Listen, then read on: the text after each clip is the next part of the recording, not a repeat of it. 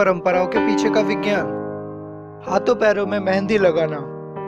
शादी ब्याह तीज त्योहार पर हाथों में मेहंदी लगाई जाती है ताकि महिलाएं सुंदर दिखें, जबकि वैज्ञानिक तर्क के अनुसार मेहंदी एक जड़ी बूटी है जिसके लगाने से शरीर का तनाव, सिरदर्द, बुखार आदि नहीं आता।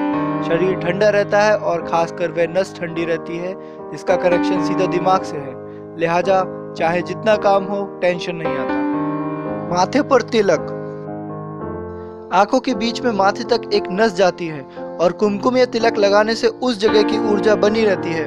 माथे पर तिलक लगाते वक्त जब अंगूठे या उंगली से प्रेशर पड़ता है तब चेहरे की त्वचा को रक्त सप्लाई करने वाली मांसपेशियां सक्रिय हो जाती हैं। इससे चेहरे की कोशिकाओं तक अच्छी तरह रक्त पहुंचता है। हाथ जोड़कर नमस्ते करना।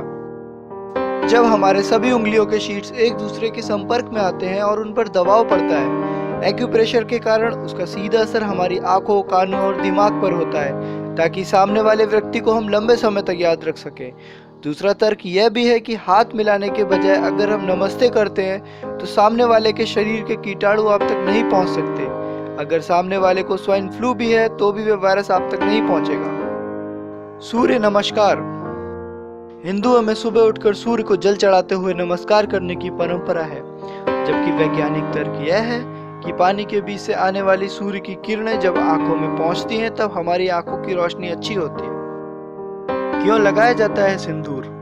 शादीशुदा हिंदू महिलाएं सिंदूर लगाती हैं। वैज्ञानिक तर्क के अनुसार सिंदूर में हल्दी, चूना और मरकरी होता है। यह मिश्रण शरीर के रक्तचाप को नियंत्रित करता है। चूंकि इससे यौन उत्तेजनाएं भी बढ़ती हैं, इसलिए विधवा औरतों के लिए सिंदूर लगाना वर्जित है। इससे स्ट्रेस भी कम होता है। पीपल की पूजा।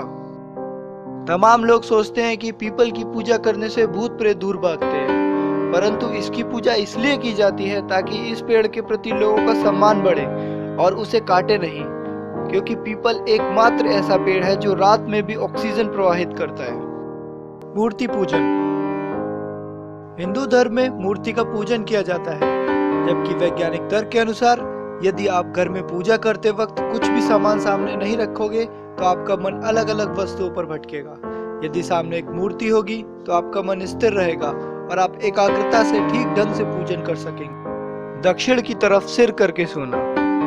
दक्षिण की तरफ पैर करके कोई सोता है तो लोग कहते हैं बुरे सपने आएंगे, भूत प्रेत का साया आ जाएगा, इसलिए उत्तर की ओर पैर करके सोएं। जबकि वैज्ञानिक तर्क यह है कि जब हम उत्तर की ओर सिर कर सोते हैं तब हमारा शरीर पृथ्वी की चुंबकीय त्वरणों की सीध में आ जाता है। शरीर में मौजूद आयरन यानी लोहा दिमाग की ओर संचरित होने लगता है। इससे अल्जाइमर, पार्किंसन या दिमाग संबंधी बीमारी होने का खतरा बढ़ जाता है। यही नहीं, रक्तचाप भी बढ़ जाता है। चरण स्पर्श करना।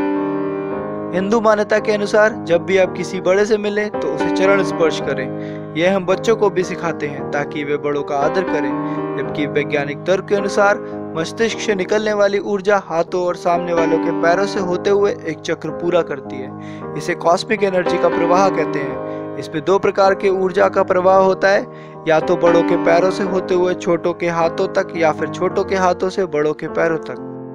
क्यों बजाते हैं मंदिर में घंटा? हिंदू मान्यता के अनुसार मंदिर में प्रवेश करते वक्त घंटा बजाना शुभ होता है। इससे बुरी शक्तियां दूर भागती है। जबकि वैज्ञानिक तर्क के अनुसार घंटे की ध्वनि हमारे मस्तिष्क में विपरीत तरंगों को दूर करती है और इससे पूजा के लिए एकाग्रता बनती है। घंटे की आवाज 7 सेकंड तक हमारे दिमाग में इको पैदा करती है और इससे हमारे शरीर के 7 उपचारिक केंद्र खुल जाते हैं। हमारे दिमाग से नकारात्मक सोच भाग जाती है। कान छिदवाने की परंपरा। भारत में लगभग सभी धर्मों में कान छिदवाने की परंपरा है, क्योंकि दर्शन शास्त्री मानते हैं इससे सोचने की शक्ति बढ़ती है, जबकि डॉक्टरों का मानना है कि इससे बोली अच्छी होती है और कानों से होकर दिमाग तक जाने वाली नस का रक्त संचार नियंत्रित रहता है। मंदिर क्यों जाते हैं?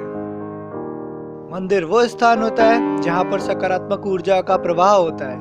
मंदिर का गर्भगृह वो स्थान होता है जहाँ पृथ्वी की चुंबकीय तरंगों सबसे ज्यादा होती है और वहां से ऊर्जा का प्रवाह सबसे ज्यादा होता है। ऐसे में अगर आप इस ऊर्जा को ग्रहण करते हैं तो आपका शरीर स्वस्थ रहता है, मस्तिष्क शांत रहता है। तुलसी के पेड़ की पूजा। तुलसी की पूजा करने से घर में समृद्धि आती है, सुख शांति बनी रहती है। वैज्ञानिक तर्क के अनुसार तुलसी इम्यून सिस्टम को मजबूत करती है। लिहाजा अगर घर में पेड़ होगा तो इसकी पत्तियों का भी इस्तेमाल होगा और उससे बीमारियां दूर भागेंगी। चूड़ी पहनना। भारतीय महिलाएं हाथों में चूड़ियां पहनती हैं, जबकि वैज्ञानिक तर्क के अनुसार हाथों में चूड़ियां पहनने से त्वचा और चूड़ी के बीच जब घर्षण होता है तो उसमें एक प्रकार की ऊर्जा उत्पन्न होती है। यह ऊर्जा शरीर के रक्त संचार को नियंत्रित करती है। साथ ही ढेर सारी चूड़ियां होने की वजह से वो ऊर्जा बाहर निकलने के बजाय शरीर के अंदर चली जाती है। महिलाएं क्यों पहनती हैं बिछिया? हमारे देश में शादीशुदा महिलाएं बिछिया पहनती हैं, जबकि वैज्ञानिक तर्क के अनुसार पैर की दूसरी उंगली में चांदी का बिछिया पहना जाता है और उसकी नस का कनेक्शन बच्चेदानी से होता है। बिछिया पहनने से बच्चेदानी तक पहुंचने वाला रक्त का प्रवाह सही बना रहता है। इससे बच्चेदानी स्वस्थ बनी रहती है और मासिक धर्म नियमित रहता है। चांदी पृथ्वी से ऊर्जा ग्रहण करती है और उसका संचार महिला के शरीर में करती है। व्रत रखना।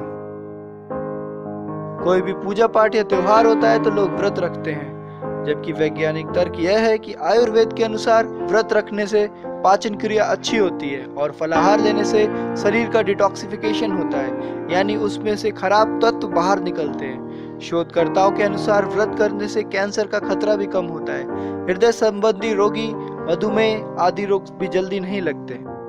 हवन या यज्ञ करना। किसी भी अनुष्ठान के दौरान यज्ञ व हवन किया जाता है, जबकि वैज्ञानिक तर्क के अनुसार हवन सामग्री में जिन प्राकृतिक तत्वों का मिश्रण होता है वह है कपूर, तिल, चीनी आदि का मिश्रण के जलने से जब धुआं उठता है तो उससे घर के अंदर कोने कोने तक कीटाणु समाप्त हो जाते हैं, कीड़े मकोड़े दूर भागने